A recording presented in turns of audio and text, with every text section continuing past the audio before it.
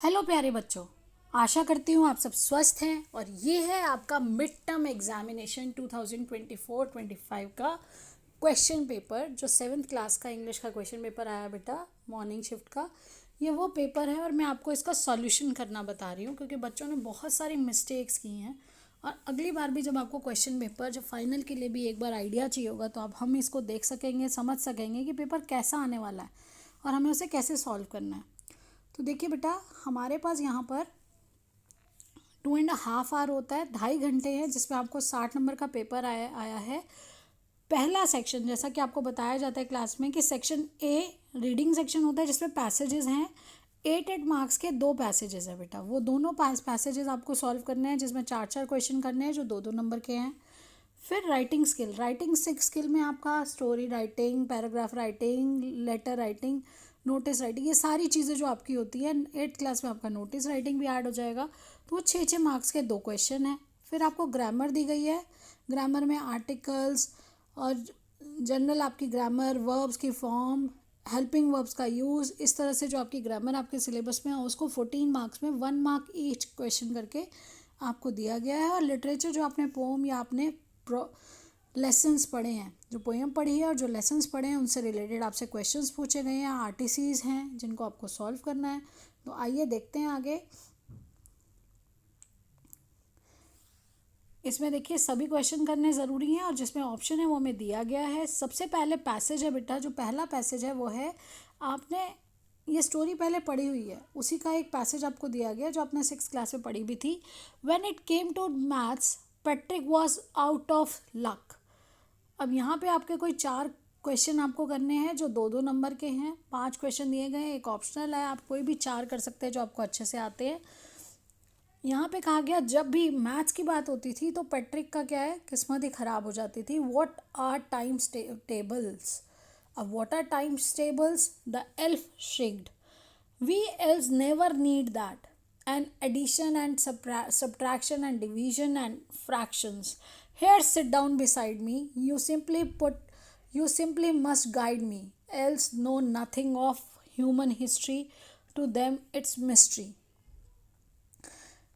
तो जैसा कि आपको पता है कि 6th क्लास का आपका चैप्टर था पैट्रिक क्या होमवर्क कैसे किया उसने एल्स की मदद ली थी। और लेकिन एल्स ने उस टाइम क्या कहा कि मेरे को ये सब नहीं आता, हम सब ने कभी एडिशन, सब्ट्रैक्शन, डिवीजन, फ्रैक्शन हमें नहीं पता, ना ह्यूमन हिस्ट्री के बारे में पता है, तो तुम्हें मेरे साथ बैठना पड़ेगा और मुझे गाइड करना पड़ेगा। तो यहाँ पर जब वो एल्फ को गाइड करता है, what was पैट्रिक्स issue with maths, तो जब भी मैथ्स की बात आती है तो पैट्रिक का इशू क्या था, he was out of luck. Next question है बेटा, elf said we never needed that. तो एल्फ ने क्या कहा, उन्हें क्या नहीं चाहिए, क्या उनको उसकी कभी ज़रूरत नहीं पड़ी। तो एल्फ ने ये कहा था what was that thing, magical spell, nature, times table, periodic table. तो आप जब देखोगे तो सारे आंसर्स ही आपके इसमें हैं लेकिन हमें बस यहाँ से पहचानना है। तो देखिए यहीं पे हमारा लाइन में है टाइम्स टेबल्स। एल्फ ने कहा कि ये हमें नहीं पता, ये हमें कभी इसकी ज़रूरत नहीं पड़ी। तो उसके बाद देखिए बेटा यहाँ पे आंसर आ जाएगा टाइम्स टेबल। फिर उसके बाद नेक्स्ट क्वेश्चन है, who needed to guide elf. अब एल्फ ने क्या बोला था कि मुझे गाइड करो, किसको बोला था गाइड करने के लिए, पैट्रिक को एल्फ को गाइड करना था, उसका होमवर्क करने में हेल्प करने के लिए। तो नेक्स्ट देखिए, elves know dash about human history. तो उन्होंने कहा था कि हमें कुछ भी नहीं पता ह्यूमन हिस्ट्री के बारे में, तो नथिंग, यही वर्ड आपको ऊपर पैसेज में भी मिल रहा है। फिर what is the elves attitude towards human maths concept. तो उनका एटीट्यूड कैसा था, क्या कह रहे थे, वो कैसा लग रहा है, भाई मैथ्स मुझे नहीं आता, ह्यूमन हिस्ट्री मुझे नहीं आती। तो एल्फ क्या था, इम्प्रेस हो गया था उस चीज़ से, कंफ्यूज था, एक्साइटेड था या हैप्पी था, तो वो एक कंफ्यूज था। अब देखिए बेटा ऐसे ही बहुत ईजी पैसेजेस होते हैं, सिर्फ आपको क्या ज़रूरत है कि आपको समझने की ज़रूरत होती है। तो यहाँ देखिए सेकंड पैसेज है, महेंद्र सिंह धोनी। आप सभी को पता है क्रिकेटर है, फेमस क्रिकेटर है महेंद्र सिंह धोनी, उन्हीं से रिलेटेड क्वेश्चन पैसेज है छोटा सा जो आप बहुत आसानी से समझ सकते हैं। इसमें भी आपको 5 क्वेश्चन दिए गए जिनमें से किसी 4 को आपको करना है और हर question, every question is for 2 marks each.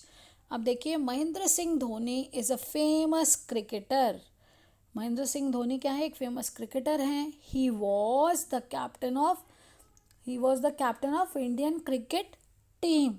Dhoni is known, पहचाने जाते हैं, वो कैप्टन थे इंडियन क्रिकेट टीम के, और वो पहचाने जाते हैं for his excellent wicket keeping skills.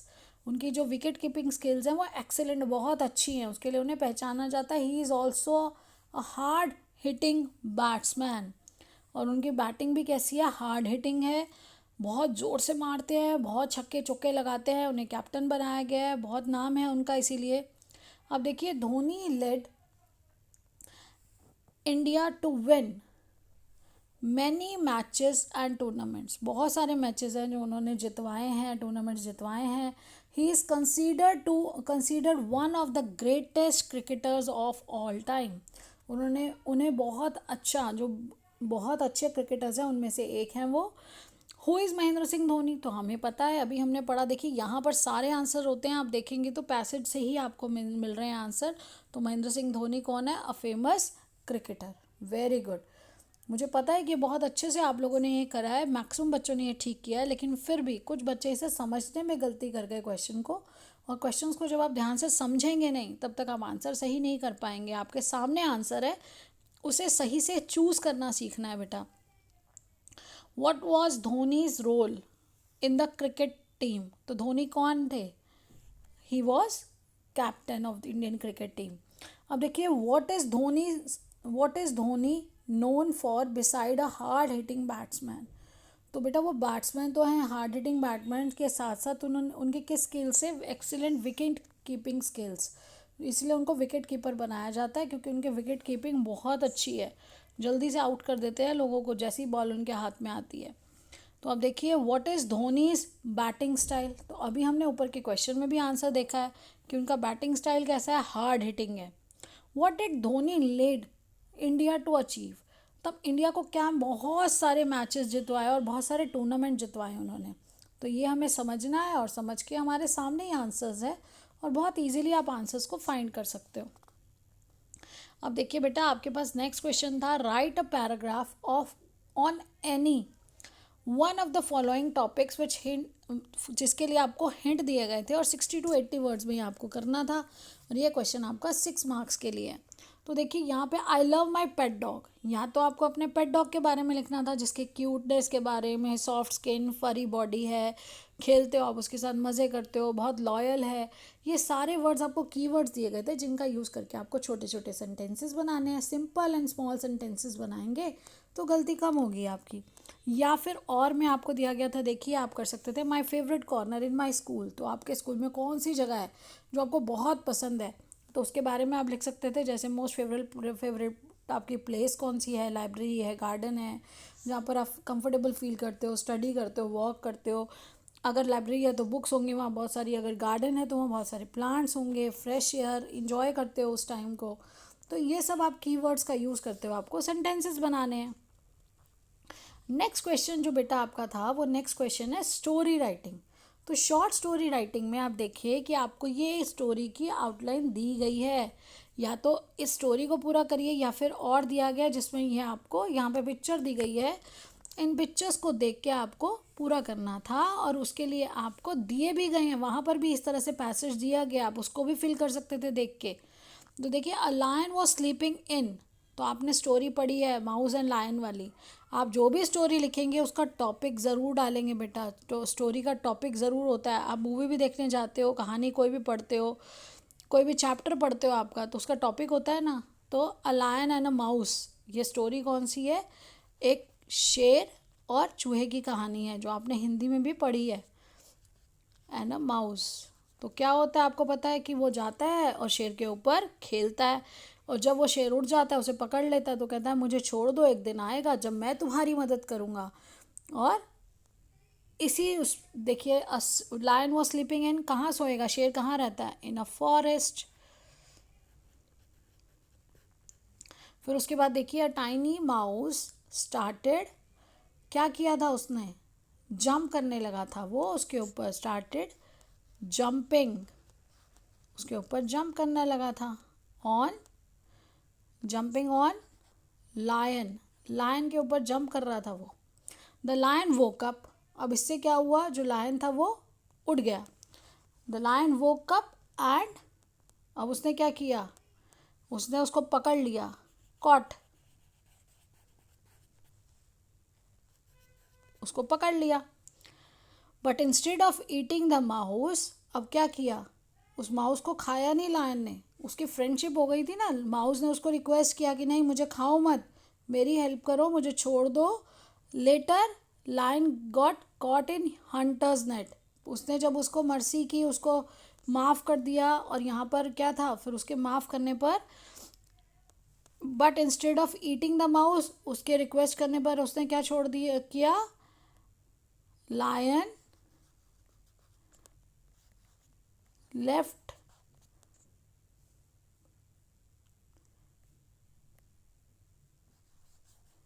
It alive, उसको ज़िंदा छोड़ दिया। अब उसको ज़िंदा छोड़ने के बाद क्या हुआ बेटा, उसको ज़िंदा छोड़ने के बाद later the lion got caught in hunters net, बाद में जो लायन है वो कहाँ फंस गया, वो शिकारी के जाल में फंस गया।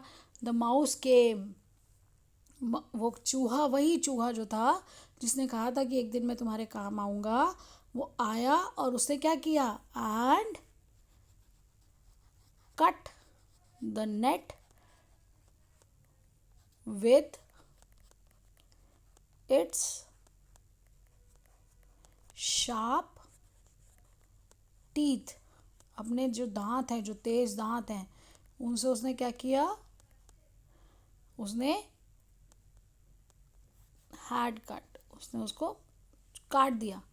और कट करने के बाद, कट द, कट से आएगा बेटा, हैड नहीं लगाएंगे, cut the net with its sharp teeth, अब शार्प टीथ से जब काटा, and set the lion free, तो उसने उसके जब दांतों से काट दिया, आया और दांतों से उसको काटा जाल को, और लायन क्या हो गया, फ्री हो गया।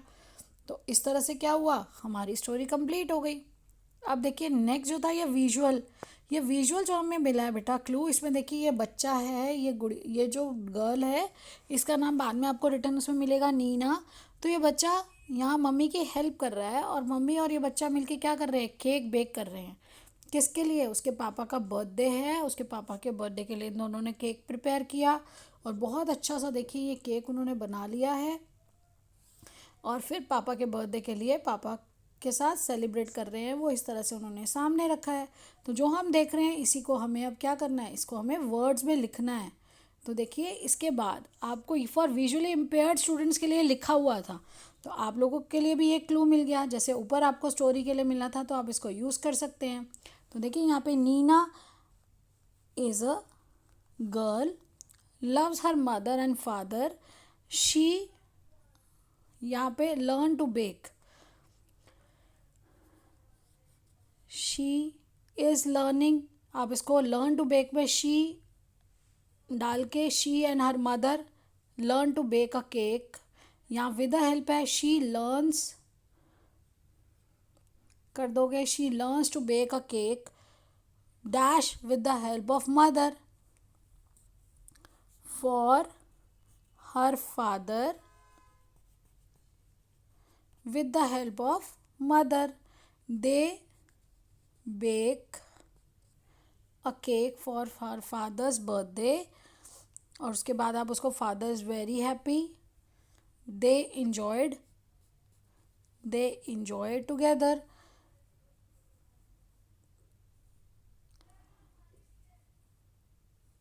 विच यहाँ पे डाल सकते हो, which made her father very happy. तो इस तरह से आपको सेंटेंसेस कंप्लीट करने हैं और स्टोरी पूरी करनी थी।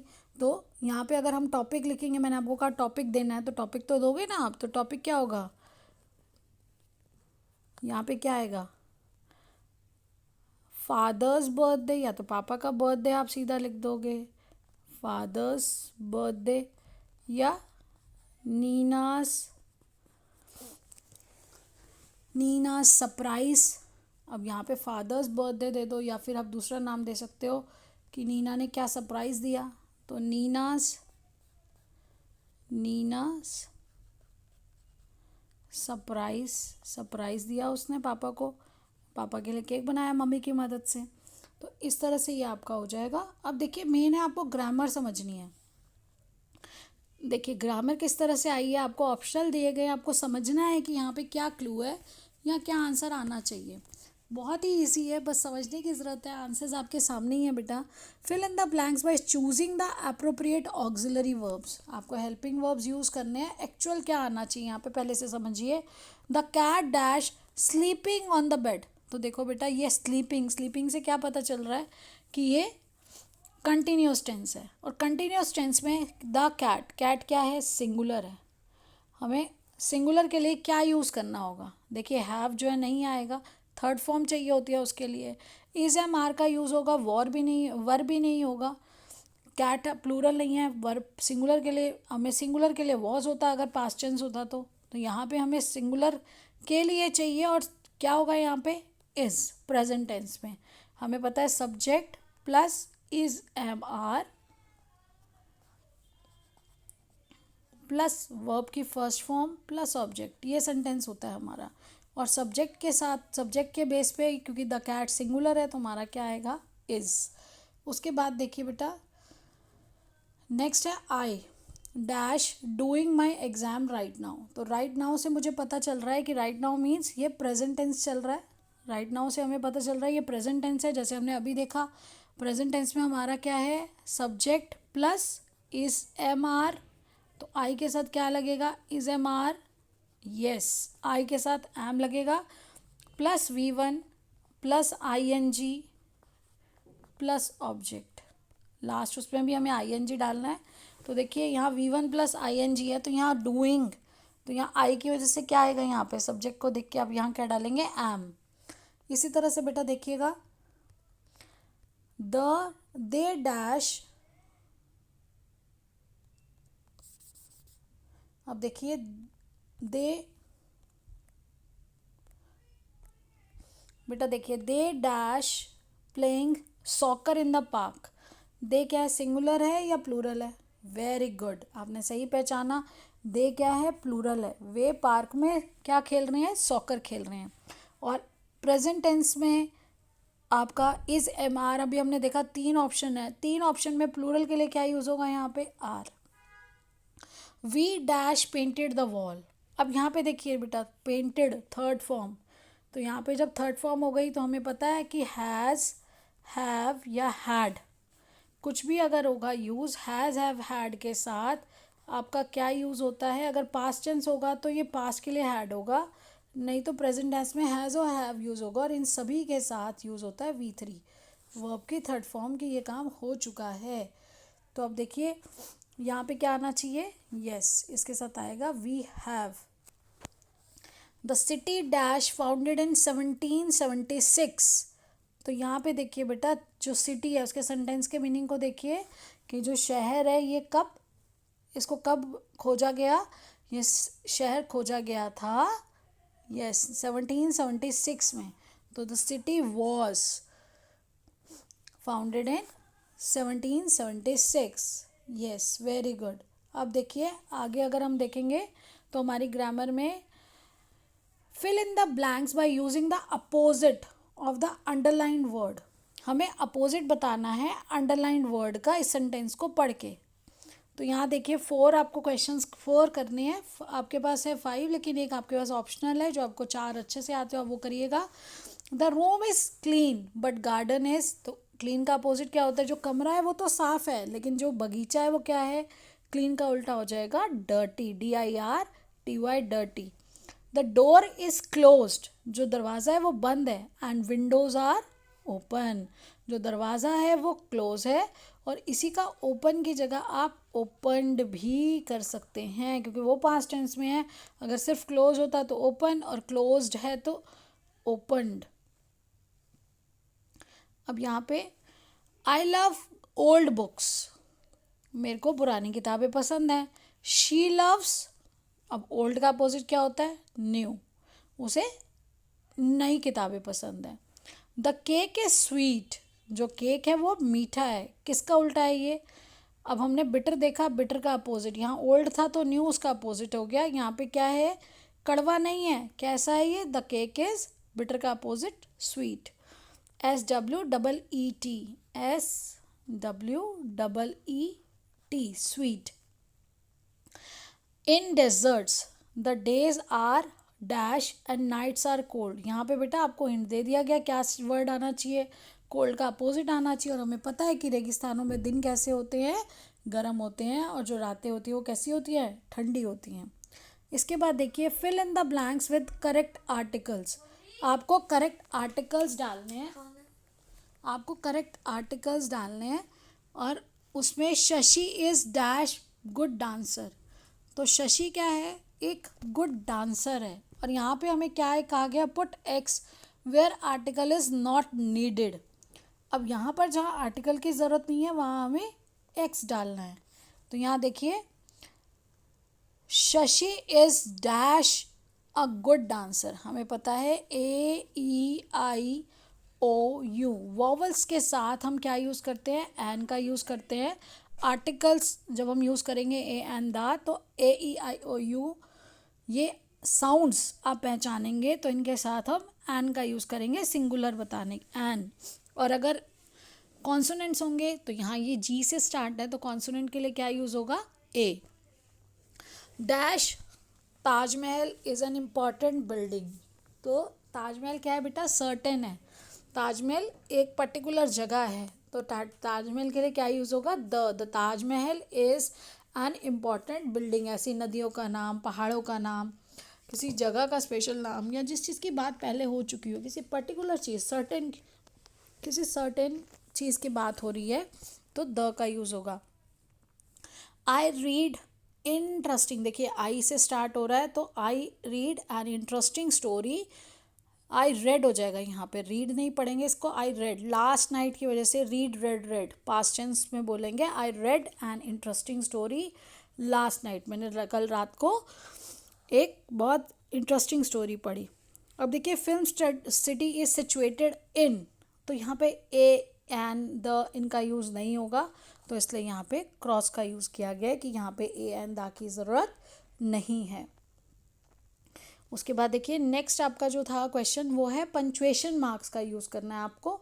और इसमें पंचुएशन मार्क्स में बेटा देखिए do you want to come with me, क्या आप मेरे साथ आना चाहते हैं, तो यहाँ क्वेश्चन पूछा जा रहा है तो यहाँ पे क्या यूज़ होना था, क्वेश्चन मार्क, जो यहाँ लिखा गया बॉक्स में। फिर I am writing for you, मैं आपके लिए लिख रही हूँ, तो यहाँ क्या सेंटेंस असर्टिव है, सिंपल सेंटेंस है तो ये एंड होगा फुल स्टॉप से। My sister likes dancing singing and sketching, तो यहाँ ऑप्शंस है, ऑप्शंस में गैप डालने के लिए ये कोमा का यूज़ हुआ है तो यहाँ पे ये यूज़ होगा। ऑल द बेस्ट, तो ऑल द बेस्ट आप अपने सडन इमोशंस दिखा रहे हो ना, किसी को रिक्वेस्ट दे रहे हो ना अपने विशेस, तो ऑल द बेस्ट के लिए क्या यूज़ होगा, एक्सक्लेमेटरी मार्क। इस तरह से एक्सक्लेमेटरी मार्क बनता है वो यूज़ होगा। तो अब देखिए नेक्स्ट आपका जो क्वेश्चन है वो है लिटरेचर सेक्शन। लिटरेचर सेक्शन में देखो बेटा जो आपका चैप्टर था 3 क्वेश्चन चैप्टर में से ही आपका ये RTC आया हुआ है, रेफरेंस टू कंटेक्स्ट, यानी कि उसी में से कुछ लाइंस आपको दी गई हैं और उसके बेस पर कुछ क्वेश्चन पूछे गए हैं, उसके आंसर करने हैं। 2 क्वेश्चन आपको 3 दिए गए हैं, कोई भी 2 क्वेश्चन जो आपको ईजी लगते हैं वो आपको करने थे। और the hermit lived in a would, hermit कहाँ रह रहा था, hermit lived in a would, जो सन्यासी थे वो कहाँ रह रहे थे, वो वुड यहाँ फॉरेस्ट में रह रहे थे, विच ही नेवर लेफ्ट, जिसको उन्होंने कभी नहीं छोड़ा। He saw no one but simple people and so the king put an on ordinary clothes, वो सिर्फ सिंपल लोगों से मिलता था, सिंपल लाइफ जीता था, तो इसलिए जो राजा थे उन्होंने भी क्या किया, उन्होंने भी साधारण कपड़े पहने उनसे मिलने से पहले। तो यहाँ पे पूछा गया वेयर, वेयर मतलब कहाँ, क्वेश्चन को समझिए, where did the hermit live, तो यहाँ देखिए आंसर पूरा मिल रहा है, the hermit lived in a wood. यहाँ तक भी आप लिख सकते थे, बच्चों ने यहाँ तक भी लिखा है विच ही नेवर लेफ्ट, ये ज़रूरत नहीं थी, सिर्फ आपको लिखना था the hermit lived in a wood. तो अब देखिए उसके बाद क्वेश्चन है king chose to wear ordinary cloth to look like, king ने भी ऑर्डिनरी साधारण कपड़े पहने क्योंकि वो सिर्फ सिंपल लोगों से मिलता था, तो किसके जैसा दिखना था उनको, सिंपल लोगों की तरह दिखने के लिए उन्होंने भी साधारण कपड़े पहने। How many questions the king was seeking answers for, आपको पता है चैप्टर का नाम भी यही है 3 क्वेश्चंस, तो कितने क्वेश्चंस का आंसर लेने के लिए गए थे, वो 3 क्वेश्चंस का आंसर लेने के लिए गए थे, THREE 3। नेक्स्ट जो आपका बेटा क्वेश्चन था वो नेक्स्ट क्वेश्चन आपका द पोएम, आपने स्क्विरल पढ़ी है, स्क्विरल से आपको कुछ लाइंस दी गई हैं He wore a question mark for tail, an overcoat of grey. He sat up straight to eat a nut.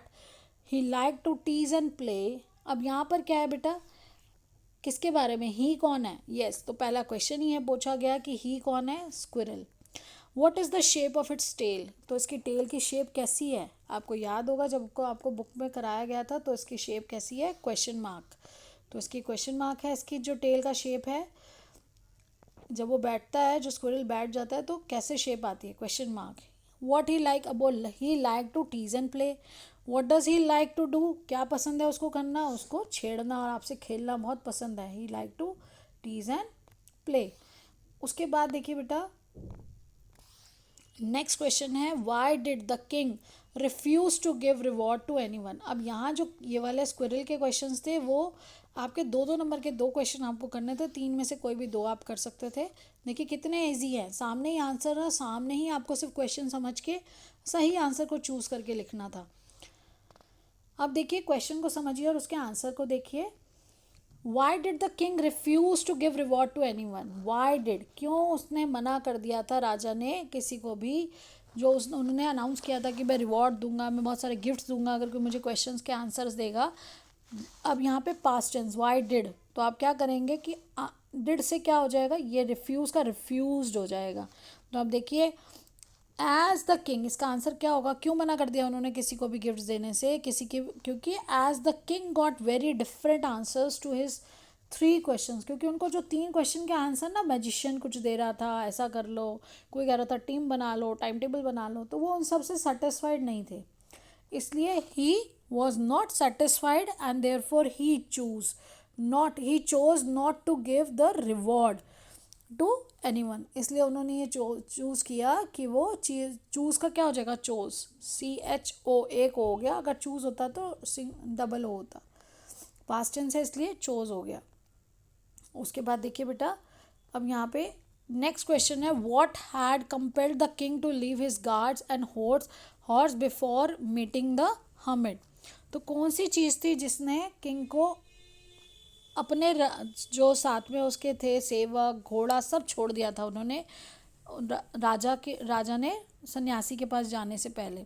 तो आपको पता है, हमने ऊपर भी पढ़ा कि वो सिंपल लोगों से मिलता था, तो सिंपल अपने क्लोथ्स पहने उन्होंने. The king knew that the hermit meets only ordinary man, so he left behind his horse, bodyguards and went to meet the hermit in his hut in the woods all alone. इसलिए वो अकेले ही उनसे मिलने के लिए गए, क्योंकि वो जब पता चल जाता कि राजा है तो वो राजा से नहीं मिलते.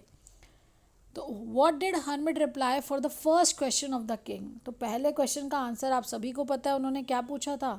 उन्होंने पूछा था कि, अभी बीच में आपका एक क्वेश्चन है, where was the squirrel sitting? तो where was the squirrel sitting and what was he doing? Squirrel कहाँ बैठा हुआ था और क्या कर रहा था? The squirrel was sitting on the ground, ground पे बैठा हुआ था. It was eating nuts, ground पे बैठा हुआ था और क्या खा रहा था उस पिक्चर में? Yes, it was eating nuts, वो नट्स खा रहा था. उसके बाद अगला क्वेश्चन है, what did hermit reply for the first question of the king? तो पहला जो क्वेश्चन था किंग ने पूछा, उसका क्या रिप्लाई दिया हर्मिट ने? The hermit replied for the first question of the king that, आप क्वेश्चन से ही ले लोगे, द हर्मिट रिप्लाई, डिड से रिप्लाई का रिप्लाइड हो जाएगा. For the first question of the king, अब उसके बाद आ जाएगा दैट, आप कनेक्टर लगाओगे, that the most important time is now. उन्होंने पूछा था what is the most important time to do anything? तो the most important time to do anything is now. उन्होंने कहा था जो सबसे ज़रूरी काम है, समय है किसी भी काम को करने का, तो वो है अभी, प्रेजेंट में. अब उसके बाद देखिए लास्ट क्वेश्चन है, how does the squirrel look like in the poem the squirrel? तो स्क्विरल कैसा लग रहा था? द स्क्विरल, जो गिलहरी थी या गिलहरी कैसी लग रही थी? The squirrel was covered in grey fur, grey colour का फर होता है उसका. सिटिंग इन एन, कहाँ पे बैठे थे? अब आप उसको चाहे बोल दो sitting on the branch of a tree, या फिर हमने अभी पढ़ा कि वो ग्राउंड पे थी, कौन सी पोजीशन में थी? अपराइट पोजीशन में. Squirrel was covered in grey fur sitting in an upright position, उठ के स्ट्रेट बैठा हुआ था on a tree branch. His tail looks like a question mark, और टेल कैसे लग रही थी? ऐसे क्वेश्चन मार्क लगती है जब ऐसे स्क्विरल बैठा हुआ हमने देखा है, ऐसे बिठाया उन्होंने, ऐसे करके ऐसे आती है ना उसकी, तो यहाँ उसकी ये क्वेश्चन मार्क की तरह ये उसकी क्या होती है, tail, because of its bent. ये जो बेंट है इसकी वजह से वो कैसा लगता है, क्वेश्चन मार्क जैसा लगता है। तो ये आपका क्वेश्चन पेपर था जिसके आपको सॉल्यूशंस मिले हैं। बेटा आपको कॉपी में इसको करना भी है, क्वेश्चन पेपर पूरा सॉल्व करना है, आंसर्स लिखने हैं, और नेक्स्ट टाइम के लिए भी ध्यान से समझना है कि किस तरह से क्वेश्चंस पूछे जाते हैं और आपको किस तरह से उनके आंसर्स देने हैं, कैसे आपसे। बहुत इजी क्वेश्चंस थे, सामने ही आपके आंसर्स थे, बस आपको समझने की ज़रूरत थी। ठीक है, और अच्छे से प्रैक्टिस करिएगा। All the best, thank you.